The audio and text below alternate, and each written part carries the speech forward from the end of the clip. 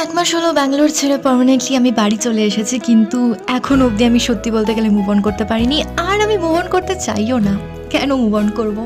এই 4টে বছর ছিল আমার জীবনের বেস্টেস্ট 4টে বছর, যে 4টে বছর আমাকে আসল পৃথিবী দেখিয়েছে, মানুষ চিনিয়েছে, আর আমাকে অনেক বড় করে তুলেছে। চোখের সামনে দিয়ে কেমন যেন হট করে 4টে বছর পুরো 4টে দিনের মতো কেটে গেল।